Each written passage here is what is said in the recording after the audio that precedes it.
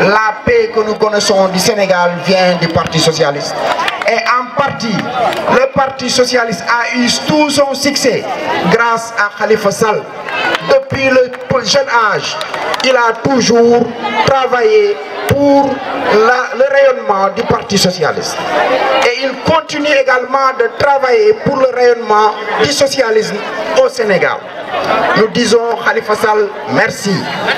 Gëm nañ nek Khalifa Sall bu nekkee président ndóol dina wàññeeku Sénégal, jàmm dina yokku Sénégal, naataange dina yokku Sénégal ba ñëpp yëg ci seen bopp, parce que du nguur boo xam ne genn wàll nit ñi dañuy feesal seen poche bàyyi ñu ci des ñuy tumaranke déet. Khalifa Sall ñëpp lay njabootee, ñëpp lay boole, dina fexe ba ndóol mi wàññeeku. En tout cas ñun waa Goudiri ñu ngi wax, ñu ngi derrière le président Khalifa Sall. Le maire Tchédel Diallo souhaite la bienvenue à toute la délégation de Khalifa Sall. ñoo yendu tey def tour du département.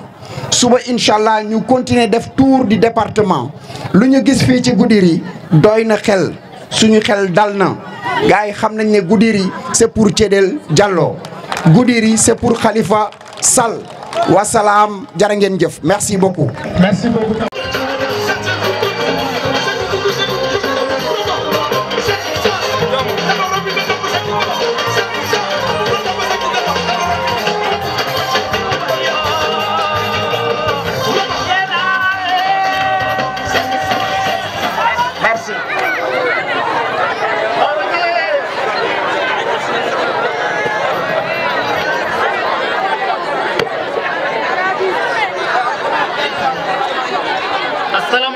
La population de Goudiri.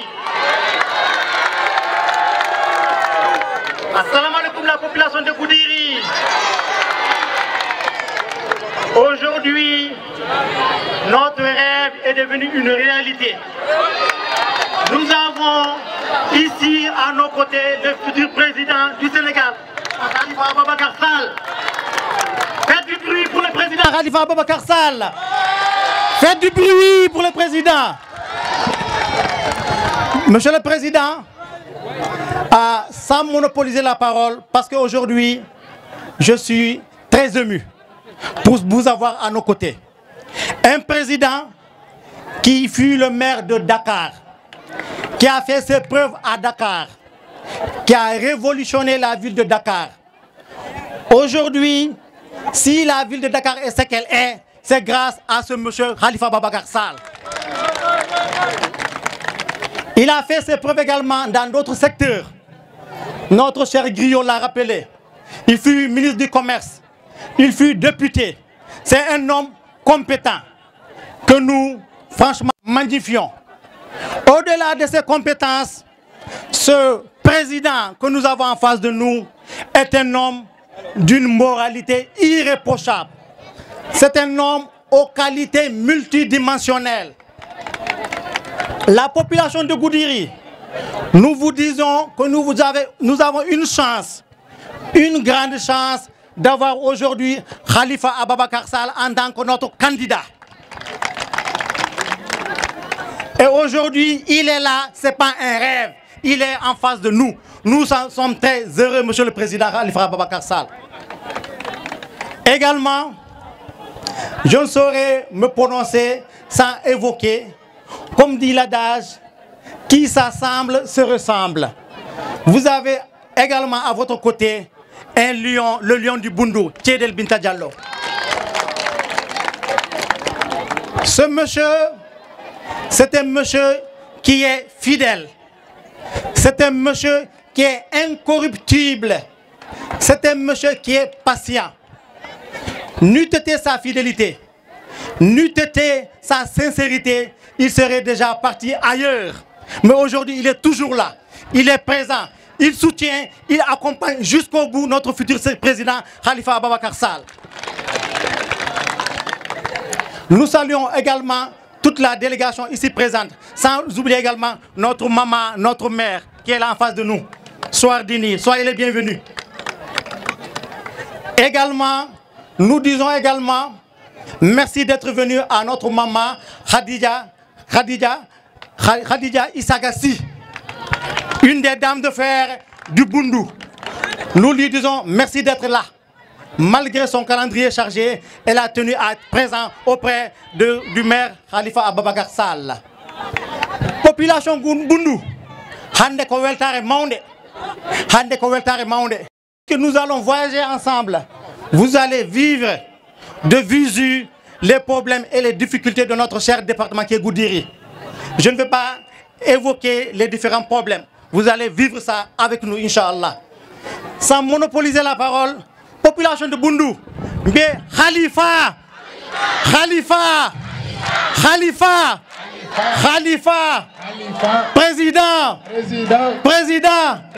président, monsieur le président, nous vous disons merci Moufa d'être ici. Et Inch'Allah, nous vous donnons rendez-vous au palais de la République. Merci beaucoup à la population de Goudiri. Voilà. Que nous retrouvons aujourd'hui chez lui. Il est vraiment.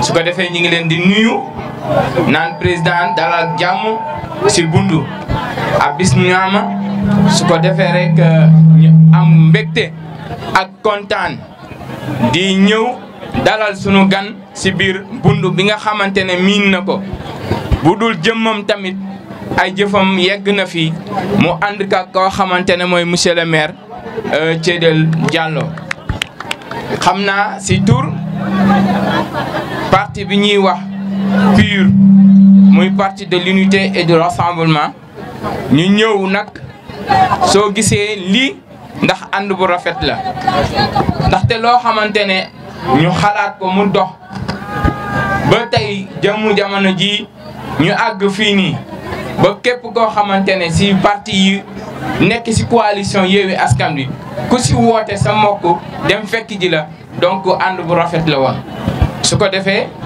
ñu ngi leen di dalal bu baax yow ak sa délégation yëpp monsieur le président si tuuru tamit Yewwi Askan Wi ñu bokk ci nekk ci membre waaye tamit ak délégation bi ma àndal waaye tamit ak mouvement bi ko soutenir mooy mouvement Moustarchidine ma ànd ko ak sunu président section mu nekk fii donc si tuuru président parti Seydi Mouhamadou Moustapha waaye tamit sunu guide spirituel la ñu si turam ak si kàddoom ñu ñëw dalal la nga àgg fii ñu naan la bismillah si sunu diwaan yal na yàlla mottali sa yéene si njaboot gi. waaye dafay doon loo xamante ne rafet na ñu ngi leen di ziar bu baax di leen di masawu coono tamit ndaxte ku bàyyi ay gox diwaan yi sore ñëw ba Bundu war koo dugg si gox-goxaan yi kon yittey wala soxlay askan bi yitteel na la donc su ko defee rek. ñi ngi naan di la féddali tamit rek sunu ànd ak yéen ndaxte lu rafet la bi ko Serigne Moustapha xalaatee ngeen bokk si liggéey ba tey mu taxaw fii donc loolu ñin dañ ciy rafetlu ndaxte ñoo xamante ne mënuñoo ànd nag duñu bokk xalaat te gis na ne que depuis bi ñuy àndee mooy local yi ba législative yi macha allah donc su ko defee rek comme ni ko mbokk yi waxee yal na yàlla mottali lépp ba ñu gunge leen ñu dem palais incha allah. su ko defee rek ñu gàttal kaddu yi dafa doon kaddu yi ñu bett bëgguñu woon sax jël kaddu ngir waaye tamit gannaaw loolu la ñu sant tamit ñu wax rek naan la tafaddal naan la soyez les bienvenus monsieur le président Khalifa ak toute la délégation bi ma àndal di jaajëfal nag monsieur le maire donc loxoom set na neex naa liggéeyal moo taxoon tamit ba tey su waxoon sax moom day briqué mandat am maire naan fukki yoon sax mën nañ ko fee falaat ndaxte population Goudiri ñoo doylu taxawaayu monsieur le maire si social biñ ko yaree si biir parti social bi waaye tamit bëgg mbokk ak dox loo xamante ne mooy yitte nit ñi looloo waral ba tey moo samp fii monsieur le maire su ko defee rek monsieur le maire a jaaraama ane délégation moom bismillah même bi tan yal na yàlla mottali lépp incha allah su ko defee rek ñu ngi leen di jégal bu baax wasalaam. Merci beaucoup à nos camarades. Thiédel Diallo mi wiya bisimilla monsieur Khalifa Sall président de la coalition Taxawu Sénégal mi wiya salaamaaleykum bandiraɓe fof maa ngi nuyu ñëpp ku nekk ak sa tur ak sa sant di leen ndax bisimila fii ci Bundu bisimila fii ci Goudiri fii nga xam ne fii la ñuy cosaanoo et nous sommes fiers de notre terroir. assalamualeykum bandiraɓe hannde miɗo yiɗi wiide on min beltima pourquoi min beltima ma wax wolof ndax ñëpp mën a dégg fii sur cette même place monsieur le président le 25 février 2011 mi darinoma ɗo avec un certain candidat. Le 25 février, on avait commencé le compte à rebours pour 2012. J'étais là sur cette même place pour souhaiter la bienvenue à un certain candidat qui fut après le président de la République en 2012. Aujourd'hui, on va commencer le compte à rebours pour 2024. Inch'Allah, sur cette même place avec le président Khalifa Sall. Et on commence le compte à rebours.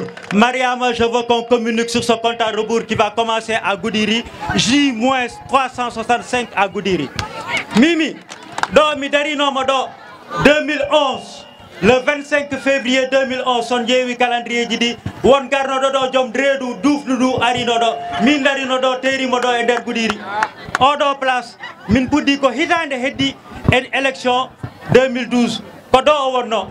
Hande mi tertimo ɗo ko biyeteɗo Khalifa Ababacar Sall mi tertimo ɗo e nder Goudiri hande o heddi ko hitande teb 25 février 2024 woni élection présidentielle ko 2024 min nawatomo présidence inchallah. Hande noon somi ari ɗo mi haalde e moɗon ko fate Khalifa Sall wona maire. Monsieur le Président, aujourd'hui j'enlève la casquette de l'administratif. Je mets la casquette du politique. Parce que je suis issu d'une famille politique et je suis très politique. Ça fait 20 ans que je suis sur le terrain politique ici à Goudiri. Peut-être que nous sommes une délégation bien sur cet état. Quand je parle politique, je parle avec le cœur, je parle avec foi, je parle avec passion. Parce que c'est une passion. Politique, on a Fernandez. Politique, on a Gouyo. Politique ko gonga kala kala o gonga wawi wadde politique kala kala o gonga yata e politique kala jogotoɗo gonga yata e politique. Khalifa Sall yata koye gonga ko ɗum taki kanko tan goto so yeehi o yahat inchallah. Tay dañu taxaw fii ma bëgg leen wax ça c'est un message que je lance pour tous les militants de Taxawu Sénégal. Quand on veut élire un président de la République, quand on veut élire un président de la République, quand on veut élire un leader, il y a des étapes. Les étapes, c'est quoi? Il y a des marches à franchir. Les marches, c'est quoi? Enfin, c'est les escaliers. Qu'est-ce qui compose les escaliers? Ce sont les marches. Les marches, ce sont les militants. Donc, soyons ces marches pour permettre au président Khalifa Ababacar Sall d'arriver au sommet. Oublions-nous et sacrifions-nous pour que le président puisse arriver là où il veut. Donc là où il veut, c'est au sommet des marches. Pour qu'il soit au sommet des marches, donc soyons ces marches-là, qu'il marche sur nous pour arriver là où il veut arriver. Donc soyons nos Baïfal et soyons le Baïfal de Khalifa Ababacar Sall.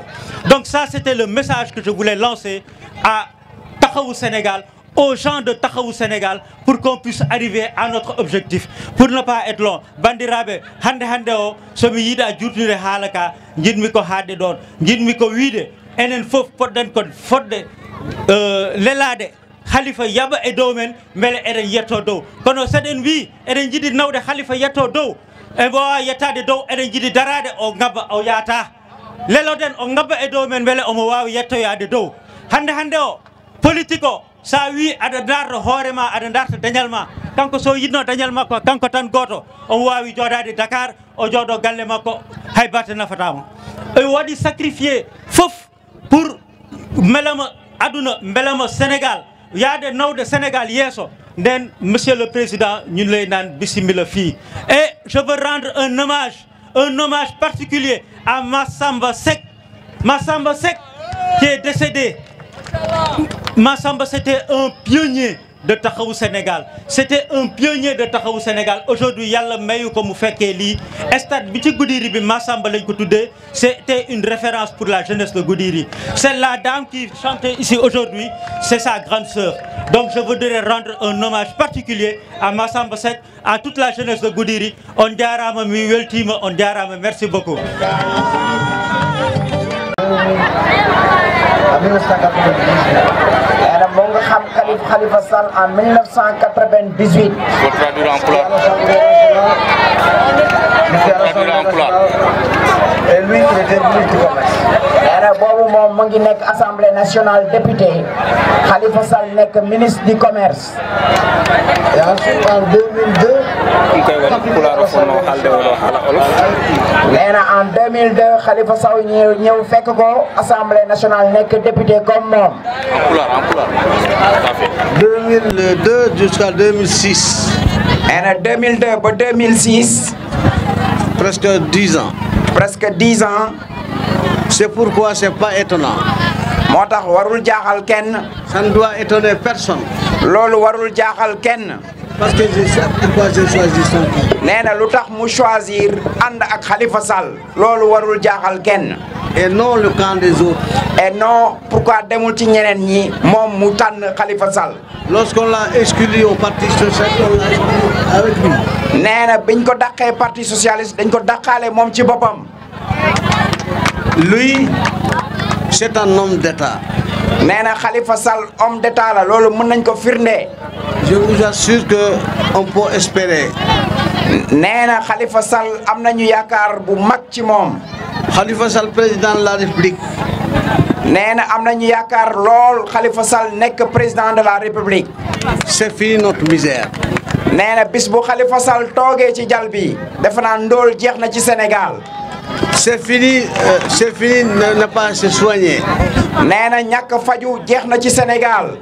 C'est fini ne pas avoir de chômage. nee na chômage dina wàññeeku lool ci Sénégal jeunes yi dinañ am liggéey. C'est fini ne pas avoir de machines agricoles. nee na allègement des travaux de femmes dina nekk dëggantaan parce que dinañu def partout ay machines ndax liggéey jigéen yi wàññeeku. C'est fini d'enclavement. Il y a des zones qu'il verra demain.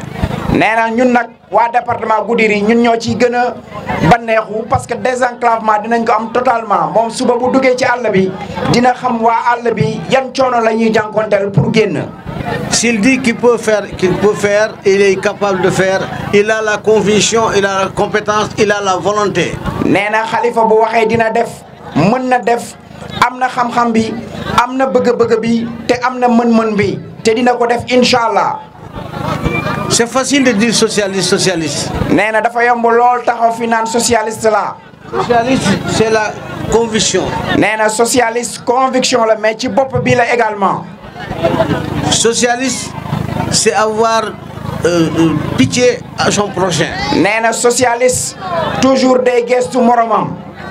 day yërëm ñi mu nekkal. Tu ne peux pas avoir option socialiste et tu deviens milliardaire. nee na socialiste warul nekk milliardaire di créer ay milliardaires un peu de milliardaires et beaucoup de pauvres dans la nation loolu socialiste du ko seetaan. Quant aux femmes de Goudiri, les jeunes de Goudiri, les vieux de Goudiri, je suis vraiment heureux avec vous. nee na vraiment banneex la mu ngi kontaan lool ci jeune u Goudiri ci mag ak xale ak jigéenu Goudiri yëpp mu ngi kontaan lool ci ñoom. Parce que vous êtes très reconnaissant. nee na parce que waa Goudiri vraiment dañuy jëloo njukkal bu baax te dañuy vraiment di gërëmaate. On parle des élections. nee na ñu ngi waxu élection. Nous on a appris. nee na ñoom jàng nañu. Dans la science politique. ci politique. Si vous voulez gagner. boo bëggee gagner. une élection. élection boo ko bëggee gagner. minimum c'est 1 an à 2 ans. minimum da ngay jóg lu jiitu loolu benn at wala ñaari at. Pourquoi? lu tax.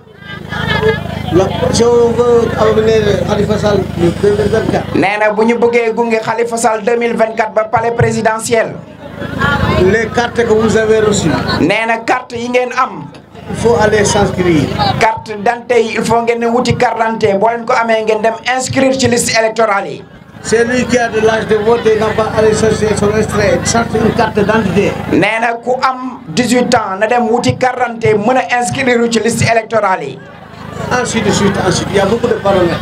ainsi am na lu bëri li nekk ci biir mais lu jiitu d'abord mooy nga am carte d'identité nga dem bindu ci liste électorale yi pour nga mën a wax waaw ci jouru élection yi. Mais qui dit ici Khalifa. mais nekk di yuuxu te amoo carte amul njëriñ. Alors on te demande carte d'identité, tu dis ah non j'ai pas de carte d'identité. nee na yuuxu bu ñu la laajee carte d'identité nga ne amoo carte d'identité loolu mënoo dimbale nit ki. Mais Inch'Allah, tout ça. mais Inch'Allah loolu yëpp. On va s'entraider, on va faire le nécessaire nous. dinañ ci liggéey dinañ ci dimbalante def li ci war ba xale yëpp dem bindu ba am carte d'identité mën a inscrire ci liste électorale yi. Je salue l'inter-coalition. Je salue les gens de Wallu, les gens de Pastef, les gens de Pire. nee na mu ngi nuyu waa coalition bi waa Pire waa Wallu waa Pastef mu ngi leen di nuyu ñoom ñëpp di leen gërëm. Si on ne peut pas faire, si quelqu'un le fait, il faut continuer. nee na bu fekkee mënuñu def yel nii bu fekkee am na ku ko mën a def il faut ñu jàppale ko. L'œuvre que grâce à Khalifa, c'est en condition inattendue et qu'il a réussi de prouesse. nee na coalition boobu kenn yaakaaru ko woon te Khalifa moo liggéey ba mu am. Malgré toutes les. malgré li nekk ci biir Khalifa dina mën a booloo ñoo xam ne sax bokkuñu xalaat ba ñoom ñëpp seen xel nekk benn ñu mën a liggéey ensemble moo waral victoire bi gars yi am ci élection yi passé. Je suis à la disposition de tout le monde. nee na moom mu ngi fii tàll na loxo ñëpp. Chacun comme convenu. comme li ñu waxtaanoon. Que chacun va être candidat. chacun dina nekk candidat. Lorsque on sortira. nee na bu premier tour bi jàllee. Celui qui sera le premier. ki jiitu ñëpp ñëw jàppale ko. Je suis convaincu d'avance. nee na xam na déjà ci lu jiitu loolu. Que nos amis là se préparent. nee na seen xarit yi nañu préparé wu. Parce qu'il sera le deuxième tour. parce que Khalifa moom mooy génn pour dem deuxième tour. S'il n'a pas gagné le premier tour. mais gëm naa ne premier tour lay gagné sax. premier tour lay wulli Macky Sall. premier tour lay wulli ñi ci des yëpp. Et il ira au deuxième. et dina nekk président incha allah. Il sera un président. nee na Khalifa dina nekk président incha allah. Intelligent.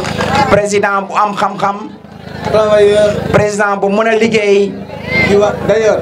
nee na. exemple. Vous savez, c'est grâce à lui si on est reconnu sur le plan international. nee na. L'association des maires du monde. nee na boo gisee tey ñu ràññee association des maires du Sénégal au niveau international loolu Khalifa moo ko liggéey.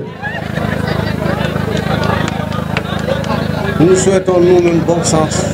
nee na mu ngi gërëm di ñaanal boppam di ñaanal coalition bi bonne chance. Si il est président. nee na bu nekkee président. Le Sénégal est sauvé. Sénégal sauvé nañ ko. merci beaucoup waa Goudiri. Merci beaucoup monsieur le maire Thierno Diallo. Merci beaucoup monsieur le maire. Je pense. ku nekk ci turam ak santam. mag ñi ndaw ñi góor ak jigéen. di jiital ci nuyoo bi suñu mag suñu kilifa suñu responsable muy Thiédel Binta Diallo mi nga xam ne mooy magu taxawu mooy kilifa taxawu moom mooy ñuy tette di ñu jàppale. may nuyu tous les responsables de Yewwi Askan Wi di leen wax ni merci beaucoup lii la ànd bi di jëriñ dafa rafet dafa dëgër te day wéy di beral loxo nag ki nga xam ne moo doon seen porte-parole muy représentant pur parce que man ak moom ñoo bokk sëriñ muy sëriñ Mouhamad al Moustapha ma wax ko ni ma wax rek ni leen wax ji rafet na di ngeen ko waxee ci turu sëñ Moustapha ma di leen féliciter seen rassemblement bi rafet na jekk na mais bettul kenn yal na leen yàlla lafal cat yal na yàlla mottali yéene yi di nuyu góor jigéen mag ak ndaw di kontaan trop ci merci beaucoup di nuyu ñëpp di leen wax ne rassemblement bi am fii bettuñu parce que Goudiri s'identifie à Thiédel Diallo Thiédel mooy Goudiri wax na dëgg bi ñuy xam Thiédel yàgg na ça fait bientôt 25 ans ñu nekk ak Thiédel mu doon suñu mag doon suñu kilifa di ñu tette di ñu jàppale mais Thiédel sa diggante ak Goudiri c'est une belle histoire d'amour c'est une belle histoire de fidélité et d'attachement c'est beaucoup d'investissement yoo xam ne moom nga def fii bala ngaa doon député Thiédel de la France Thiédel du Sénégal Thiédel à Goudiri c'est toujours identifié à Goudiri vraiment lu mu fi am moo ko ñàkk moo ko fi liggéey moo ko ji may wax waa Goudiri ni lii ngeen defal Thiédel ñun ñëpp dañ ci kontaan parce que même si le pouvoir reconnaît que fii kenn mënu fi jëlee Thiédel gannaaw yàlla yéen a tax ma ni il le mérite en tout cas nous sommes fiers Thiédel de t'avoir avec nous de t'avoir parmi nous te na la fi yàlla bàyyi ba ñun ñëpp ñu ànd demandoo palais le 25 février incha allah may wax waa Goudiri ni tey door nañu dugg Goudiri suba daañ ko mottali mais li nga xam ni moo am solo pour ñun c'est ce qu'on est en train d'apprendre des populations parce que dox mbokk bi ñuy dox du pour ñëw seet nit ñi pour wanewu wala pour meeting wala pour rassemblement dañu bëgg dem ci nit ñi waxtaan ak ñoom ci seen dundin ci seen toogin ci seen melokaan ci seeni problème et li ñëpp jàpp bi ñu duggee région du Sénégal oriental ak léegi mooy région bu naata ngi nii région bu yàlla baaxee ngi nii région bu am richesse ngi nii wante région bu nit ñi sonn lool lool lool lool lool les populations du Sénégal oriental sont fatiguées elles sont éprouvées elles sont appauvries par le système qui n'arrive pas à régler leurs problèmes ma ne yéen ak li leen yàlla barkeel ci suuf ci ndox ci gàncax te nit ñi sonn lool kooku problème la et ça interpelle tout le monde il faut je crois faire l'évaluation des 60 dernières années ci politique bi nga xam ne def nañ ko fii ci Sénégal oriental pourquoi cette région bénie de Dieu am lépp waroon doon lépp waroon nekk ci lépp doon région bu sonn lool je crois qu'on est interpellé dans notre capacité à repenser le développement du Sénégal oriental à repenser l'implication des populations du Sénégal oriental dans le développement du Sénégal oriental. Je ne parle pas de Tambacounda, je parle du Sénégal oriental. Il faudra une démarche globale, il faudra une approche globale. Il faudra que les populations soient impliquées, responsabilisées. Il faut que les populations soient au début et à la fin de tout le processus de développement qu'on va conduire ici. Suñu bëggee réew fii jëm kanam ma ne yéen waa Sénégal oriental am ngeen droit casse am ngeen droit mer am ngeen droit révolter wu parce que li ngeen di dund c'est pas normal. En tout cas nous pensons qu'avec le projet de Taxawu Sénégal qui est un projet inclusif participatif avec une démarche nouvelle qui met l'homme au début et à la fin du processus mais surtout qui veut que les richesses et les ressources de cette région puissent aller aux populations dañu bëgg ñun ñëpp ñu ànd doxe ko waxe ko jëfe ko moom mooy doxin bu bees bi mooy doxalin bu bees bi parce que li ñu gëm mooy dama gis ñu ne le budget consolidé d'investissement dama wax le budget consolidé d'investissement décentralisé loolu laa ci yokk parce que gouvernement bi temps yi de moom mooy wujj suñu maire yi gouvernement am na lu ko warul gouvernement am na lu mu waratul toll gouvernement dafa war bàyyi liggéey bi ci suuf ñi ci suuf def ko. Le budget consolidé d'investissement dama ni su fekkee décentralisé nañ ko dans un budget de 6500 milliards il peut être attribué aux collectivités locales qui ne dépassent pas 680 milliards pour chaque année. 680 milliards ku ko jox Cédel Diallo mii ci Goudiri mu changé Goudiri dana fi def lampe dana fi def tali dana fi def ndox dana fi def école dana fi def dispensaire te dana jox jigéen ñi ñu liggéey dana jox xale yi ñu am xëy. C'est cela que je propose moi pour que dans ce qui revient aux collectivités locales, ce qui revient au terroir, que ceux-ci en soient les détenteurs et les maîtres d'œuvre et les exécutants. Pas ñu jox ko ay gouverneur pas ñuy def ay marché yuy jóge Dakar mais marché yi liggéey bi lépp waa Goudiri def ko parce que am ngeen maçon am ngeen menuisier am ngeen tailleur boo xam ni lépp lu ngeen soxla mën nañ ko def te su ngeen koy def fii la gën a rafete kii la gën a baaxe fii la gën a amee njëriñ parce que suñu ko defee on crée de la richesse ici suñu ko defee dina ju dimbali waa Goudiri ici moo tax ñu ne il faut que nous changions de paradigme dans la manière de conduire le développement dans ce pays, en privilégiant l'humain, en le mettant au cœur de tout ce que nous recherchons. dama ni mbokk yi dafa jot ñun ñëpp ñu jóg jëlaat suñu bopp suñu moomeel yor ko doxal ko ñun ci loolu lañ leen di invité pour que le 25 février ngeen votel Khalifa Sall à l'élection présidentielle ñu ànd liggéey daal di suqali Sénégal jëriñ askan wi ngir réew mi gën naat maa ngi leen di gërëm leen sant